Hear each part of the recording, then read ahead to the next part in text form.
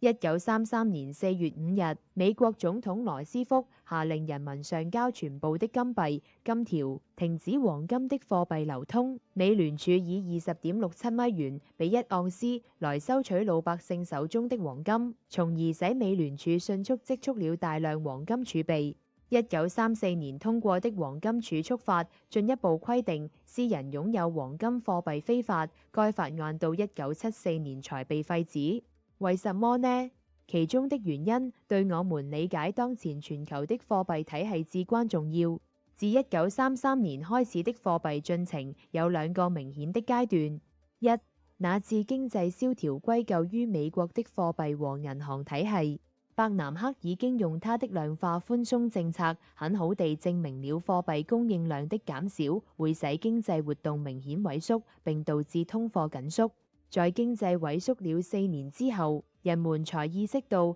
大量增加貨幣供應量對振興美國經濟和使實物資產比現金更優越的必要性。當時的貨幣體系是建立在金本位之上，金本位制就是黃金對美元以及其他發達國家的貨幣保持一個固定的價格。如果你認為黃金與美元的貶值會截然相反，其價格隨後會上漲的話，那麼你的看法就錯了。1935年，美國的貨幣供應量頃刻間增加了75%，黃金價格從每盎司20美元漲到每盎司35美元。這就是美元的貶值，它會為銀行體系帶來海嘯般的流動性的衝擊，存款離開銀行，再次流入實業。我們強調的是，這不是一次黃金事件，而是一次貨幣事件。當時黃金即貨幣，正是你看到的這些美鈔，在當時黃金卻是貨幣體系的組成部分。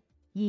徵收黃金的第二階段是將私人手中持有的黃金置於政府的控制之下，這像暴風雨一樣席捲了整個歐洲。此後，政府就能夠掌控經濟的復甦，並直接將資金用在刀刃上。儘管貨幣系統中的美元數量在不斷增多，但人們對美元的信心仍然很高，因為它依然與黃金掛鈎。這種信任也依然莫名其妙地強，在某種程度上，這會抑制美元的發行。只要人們對貨幣有信心，美元的價值就會保持堅挺。如果黃金一直放在個人和私營機構手中，如此發行的貨幣可能會導致美元對外部持有的黃金的堅挺，這就會挫敗政府美元貶值的目的。因此，美國政府就不得不徵收其公民手中的黃金，而集中確保貨幣供應量增加的成功。